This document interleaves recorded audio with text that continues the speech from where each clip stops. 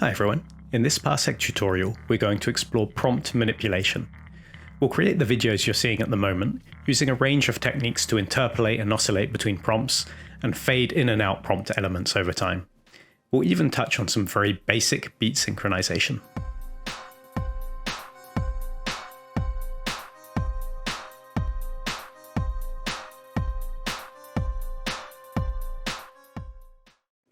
I'm going to jump right in, assuming you have some very basic knowledge of Parseq already. If that isn't the case, and what I'm saying doesn't make sense, you can always stop and scan through the previous tutorial to get familiar with Parseq's core concepts. The first thing we're going to do is start from a blank slate, which is a bit easier to do than it used to be thanks to this new button here, which enables you to start a new document from a template.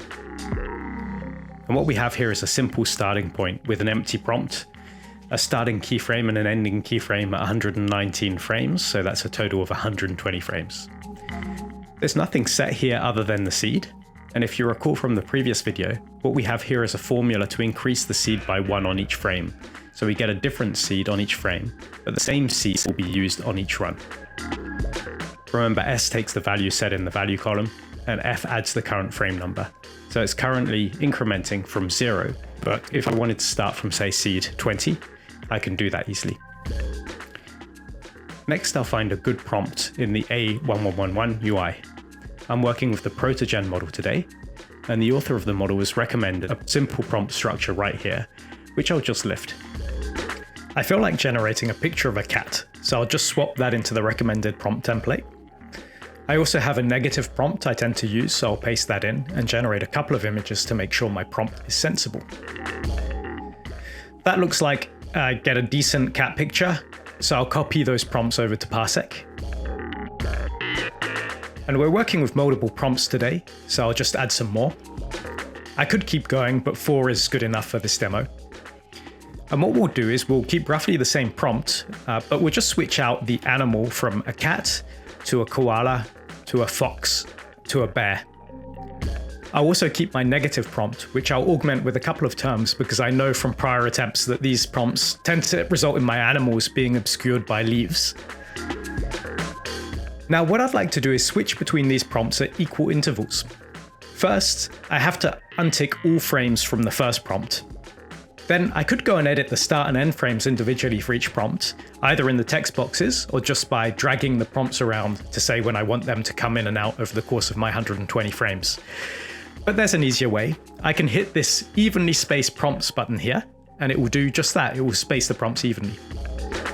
Now, you might have seen that fade frames option that I left at 0. I'll come back to that shortly. That'll do to start with. But before we go and render that, I'd like to show you this new feature in Parseq, which allows you to select which fields are controlled with Parseq and which are left up to Deforum. Right now, everything is selected, which means Parseq will override all these settings. But I'm going to reduce that to just the fields I think I'll want to manipulate in Parseq. Even if I don't plan to set any schedules in Deforum, doing this has the benefit of speeding up Parseq's rendering and reducing the size of Parseq's output. For now, I've decided just to keep the seed, the strength, some prompt weights, and some 3D motion parameters. I can always come back later and change this, but for now I'll collapse the section to move it out of the way. Alright, let's take auto upload, copy our URL, and switch over to A1111. Over in the Deforum settings, I can find the Parseq section in the Init tab and paste in the link to my rendered Parseq manifest. And then I have a couple of settings I want to tweak in Deforum. First, I'll make sure I'm in 3D animation mode. I'll be adding some motion later, so we'll set this now and we don't have to worry about it. I'll also check my total number of frames and make sure it matches Parseq. And I'll make sure my frames per second match as well. Today I want to generate an animation at just 10 frames per second, so I'll set that both in Parseq and Deforum. And I'm going to use film interpolation to bump that up to 30 frames per second. Finally, for this demo, I've changed the cadence to 1, so that Stable Diffusion runs on every generated frame. If motion is a key part of your animation, then experimenting with higher cadence values is definitely worthwhile. But for this demo, I actually want to invoke Stable Diffusion as much as possible to watch it blend prompts, so 1 is a good value for me right now. Alright, let's hit generate and see what we get. And here's the output with film interpolation to take it from 10 frames per second to 30 frames per second. And it's also been upscaled with real ESR GAN X4 Plus. which you can do as part of your generation or after the fact right from the Deforum extension UI. As expected, we start off with a cat, which becomes a koala, which becomes a fox, and finally becomes a bear. Personally, I find the most interesting parts of that video to be the transitions between the animals. Let's see if we can stretch out those transitions a bit more. We can do that using the fading option I skipped over previously. It allows us to force our prompts to overlap and fade between each other for a configurable number of frames. I'm going to pick an overlap of 30 frames. So you can see this has changed the timeline. We can drag this cursor here over the timeline to see how the prompts are going to be combined. Initially I have just prompt 1, but when it overlaps with prompt 2 from frame 15, we can see the prompts are being combined with a composable diffusion, with weights that fade down for the first prompt and up for the second. As we head towards frame 45, prompt 1 fades out completely and prompt 2 reaches full strength, just as prompt 3 starts to blend in. This is all working this way because the prompt spacing dialog set up each prompt to start and stop such that they have 30 frames overlap, and they've been configured to fade linearly over 30 frames. We'll see what else we can do with overlap weights later in this tutorial. Alright, let's go and hit generate. No need to copy anything, just flip over to A1111 and hit the button. And as expected, we end up with an animation that spends more time in those interim states between the animals, with a slower fade between each one. I think we can make this even better. Specifically, I'd like to reduce that sort of wobbly effect around all the animals, and that's film's attempt to manage the fact that we generate each frame with a different seed, and so there's quite a lot of change from frame to frame. To remedy that, I'm going to try something a little bit different with the seed, using a technique called seed traveling. As you know, the seed at a given frame is used to generate a random pattern of noise from which your frame is generated. There's no relationship between consecutive seeds. Seed 1 and seed 2 will generate noise patterns as different from each other as seed 2 and seed 3 million. However, it is possible to use a noise pattern that sits between the ones generated by any two seeds. We do this by using something called a variation seed, also known as a subseed, and a variation seed strength or subseed strength. In this example, our main seed is 1 and our subseed is 2. The subseed strength defines how much influence the subseed should have. A subseed strength of 0 means that just the main seed is used, and a subseed strength of 1 means just the subseed is used. And everything in between is an interpolation of the two seeds, technically using a spherical linear interpolation, or SLURP. As you can see, this technique allows us to generate images that sort of evolve from one seed to another. This is called seed traveling. In Parseq, right now you can only do seed traveling between consecutive seeds. Parseq lets you specify decimal values for seeds, and use the fractional part as a subseed strength. So, for example, if a given Parseq frame has a seed value of 1.25, that will translate to a main seed of 1, a subseed of 2, and a subseed strength of 0.25. Of course, this is something you can animate. You can simply ask Parseq to interpolate between two seed values. Here I'm using 1 and 2, and the result looks like this. You can see it's not a constant evolution. There's bits where it speeds up and bits where it slows down. You never know at what point in the noise interpolation the diffusion algorithm will start to infer major changes in the output images. The other caveat is that if you're doing seed interpolation, you have to be very careful about strength. A high strength will result in too little variation frame to frame, and you'll start to get artifacts. This animation is actually using strength 0 in Deforum terms, which is denoise strength 1 in A1111 terms. A very low strength leads to another issue. Using a low strength can negate your motion. To explain why, we need to think about how Deforum achieves motion.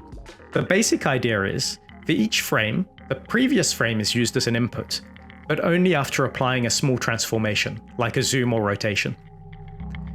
The strength of the input influences how much the input image is present in the noise used to generate the current frame. With a high strength, the resulting generated frame will look a lot like the transformed input, so you end up with the motion you requested. As you lower the strength, the transformed input is less present in the noise, so Stable Diffusion is more free to find a representation of the prompt that is not related to the input image. Here, for example, we see that rather than a rotated cat, it has interpreted the noise as a cat with its head tilted to one side. And if the strength is too low, the transformed input has hardly any influence over the generated image, and the motion is entirely lost. Here you can see various examples. Each column has increasing levels of strength. The top row has no seed traveling. The seed is changing by at least one whole number on every frame, and we can really see the flicker that causes, except on very high strengths, which in turn has some artifacts. And we can see how the motion is essentially absent with lower strengths. The bottom row is using seed traveling from 1 to 2. There are 100 frames, so that means each frame is traveling about 1% towards the next seed. Again, the motion is absent with lower strength. The seed just happens to move from a close-up to a full cat shot, but don't be fooled, that's just luck. Our motion values are having no influence whatsoever on the left. On the right we can see the motion, but we start to get some nasty artifacts.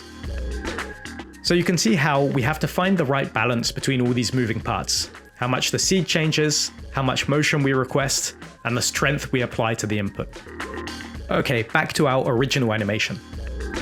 I'm going to use seed traveling between seed 20 and seed 20.1, which is seed 20, sub-seed 21, and a sub-seed strength of 10%. And this is going to happen over 120 frames. So each frame will move a tiny amount between the seeds, just enough to give us some tiny variation so we can push the strength up a bit. Let's see what that looks like without touching the strength. Immediately everything starts to look like spaghetti. I've done some experimentation, and I've found that with this particular animation, the highest I can go without seeing artifacts is about 0.35, so let's try that. And the result's looking quite good. The flicker or wobble from the seed changes is definitely improved.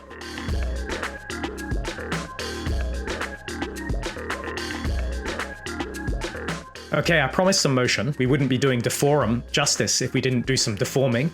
So let's chuck in some Z translation and Y rotation. We'll just zoom out a bit and rotate 20 degrees around the Y axis. And now let's go and render that. And this is what we get. The low strength is stopping us from seeing much motion. We can sort of see the motion trying to happen if we look at the background, but Stable Diffusion is interpreting the input to find the prompt subject in a way that negates the motion. And after some more experimentation, I decided to increase my motion, and that increased movement allowed me to bump the strength up a bit to 0.45. So now I have this result.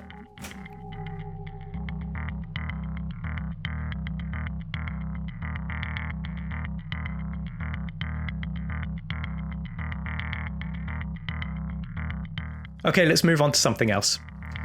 I know many of you are eager to do music synchronization, so we're going to look at some of the many ways of fluctuating prompts in time with the beat.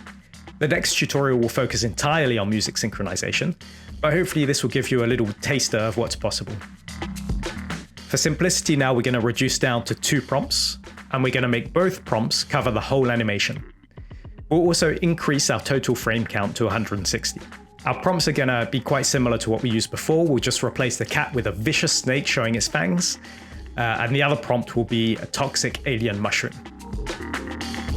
So now we have both prompts on all the time at a fixed weight of 1, so they'll just be blended together using composable diffusion, which isn't what we want. To oscillate between them, we're going to use a custom prompt weight, with prompt weight 1 as the weight for our first prompt, and 1 minus prompt weight 1 for the second. We'll see why those values make sense in a moment. Next, let's go and play with how that prompt weight value will change over time. And things get quite interesting here in terms of beat synchronization.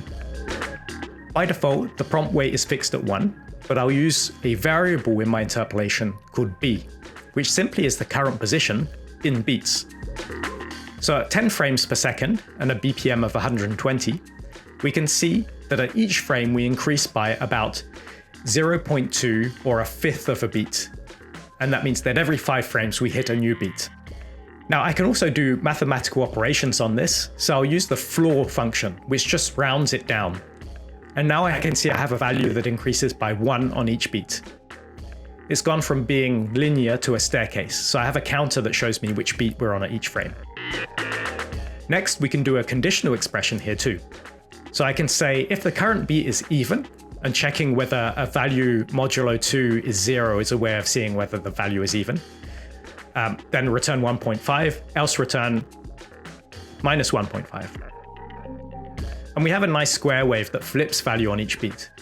As an aside, you could also do this with Parseq's built-in oscillator functions, which we'll talk about soon. And check the docs if you wanna look at that right now. We can put in any value, so let's oscillate between 1 and 0. Now you might be able to see where this is heading, but to show it explicitly, let's scroll down to the preview section and take a look at what the prompt renders as. And indeed we can see that the first part of the composed prompt oscillates between 1 and 0 as we scroll through the frames. And the second part, because it's 1 minus the prompt weight, oscillates between 0 and 1. So when the first is 1, the second is 0, and vice versa. Oh, and I've just spotted I've got an extra brace here in the prompt, so the preview is really serving its purpose. It's helping me spot that, so let's go and fix it. So let's render this, but before we do, I'm just going to remove the motion we put in for the last animation, and I'll keep the strength at the default of 0.65.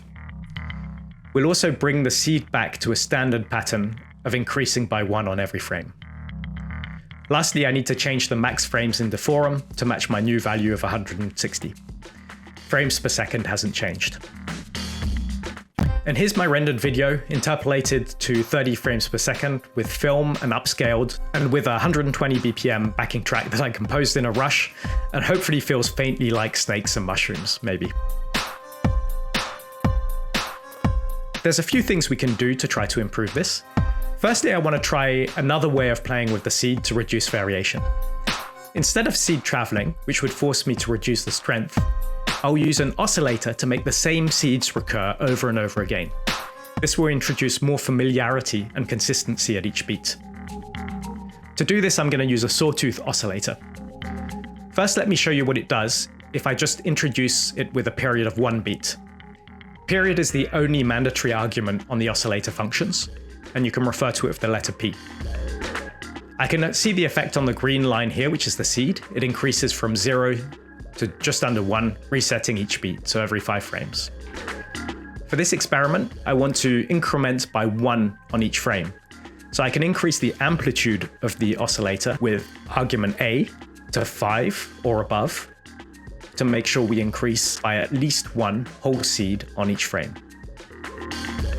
Finally, I can offset the oscillator by the value column by adding S. This means I can quickly change the number to experiment with different starting seeds. You can also do this by explicitly specifying the center argument on the oscillator with C. This does the exact same thing. Okay, let's see what that does. We can see that because we're reusing seeds, snakes that keep coming back look more like the one we saw on the previous beat, which is something I want in this video. But one thing I don't like is that there's too much mushroominess in my snakes and too much snakiness in my mushrooms. The flip between the two isn't distinct enough at each beat. I could help this by reducing strength, but that would increase the flicker. So what I'll do instead is put the term I don't want to see on each beat in the negative prompt. Mushrooms in the negative when snakes are positive, and snakes in the negative when mushrooms are positive.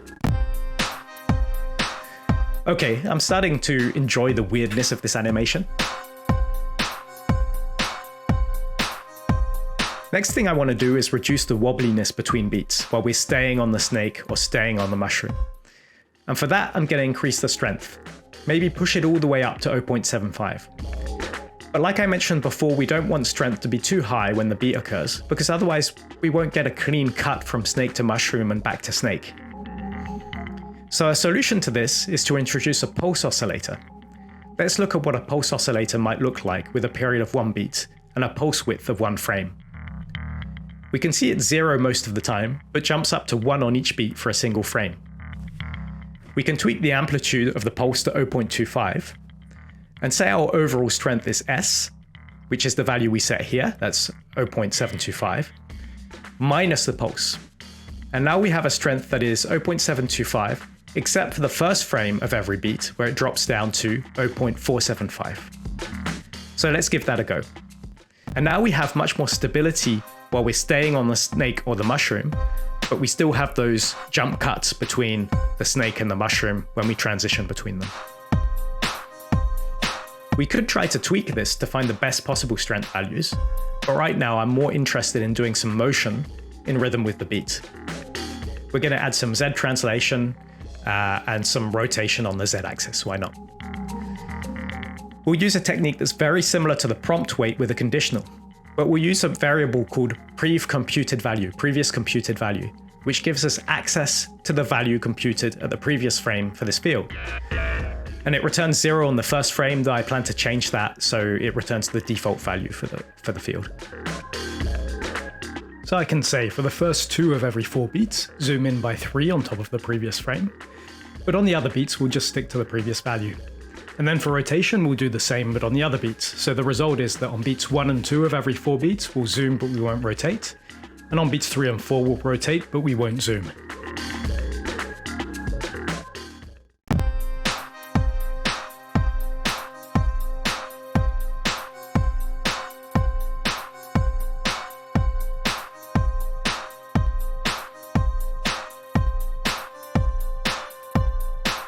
So we've now seen how we can use prompt weights as overlap weights.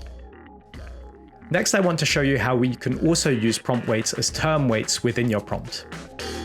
What we'll do is make the video evolve from a springtime vibe to a winter vibe. The first thing I'll do is add another prompt weight in. I'll simply make it go from 1.5 to -1.5. And that value represents where we are on that spectrum ranging from spring to winter. I'll add related terms into my prompt with a prompt weight of prompt weight 2. So here we can see daytime, spring, foliage, grass, and that's weighted to prompt weight 2. And nighttime, winter, snow, dead plants, that's weighted to minus prompt weight 2. So as prompt weight 2 decreases and crosses over into the negative, winter will take a dominant stance over spring. I also want my main subjects to remain dominant overall, so I'll add some extra braces to increase their strength. And I need all this in both my prompts. Now, one thing we know is we must put what we don't want to see in our negative prompt. I'm going to do this with conditionals. While prompt weight 2 is positive, meaning spring is dominant, we'll put the wintry terms into the negative prompt. And when prompt weight 2 is negative, we'll put the spring-related terms in the negative prompt. And immediately I'm seeing 2 problems. Firstly, my snakes have gone kind of weirdly cat-like. I've noticed this happens whenever I mention those season-related terms along with my snakes. I don't know if it's something to do with snow leopards or what, but anyway, I'll just add cat and leopard into my negative prompt to help compensate that. Secondly, I get snow straight away, which I don't expect. It seems like the mere mention of snow in the positive prompt, even though it's negatively weighted and in the negative prompt, is influencing the output. To solve that problem, we can just conditionally exclude the stuff we don't want in the positive prompt. So I'll do something similar to what we did with the negative prompt. Don't worry, you can add new lines here for formatting. Parseq will strip the new lines out when it's generating the final prompt. And so you can see here I'm using conditionals, and note how I'm using a string in each conditional with the weight concatenated in. If I check the rendered prompt in the preview, I can confirm I'm seeing the spring terms are only present for the first half of the animation, while prompt weight 2 is positive, and then the wintry terms appear, but we're keeping that weight in there so the intensity changes over time. Okay, now I can see the snow coming in progressively, which is what we want, and no more cat-like snakes. The last problem I want to solve is that green tint that's carrying through from the spring theme to the rest of the video. And this is because we have color correction on by default. The purpose of color correction is normally to increase consistency and to combat the magenta color skew that often happens in Stable Diffusion with high strength loopback. In our case, we actually want the color to change in our animation, and the strength dipping that we're doing on every beat should be enough to avoid the worst part of the color skew. So let's disable color correction and try again. And here's our final result. We've got the beat synced prompt switches, we've got the camera movement, and we've got the progressive transition from spring to winter with no lingering color issues. We do have a touch of what looks like cyan and magenta color skew in a couple of places, which could be tweaked out by playing with the strength a bit more, but overall I'm happy enough with the result. Really hope you enjoyed this and it's given you some ideas of how you can play with Parseq. I can't wait to see what you do with it, so please do send me your animations if you can. And hopefully see you next time, where we'll dig deeper into audio synchronization by looking even more closely at oscillators, and we'll also crack open the audio analyzer. See you soon, bye!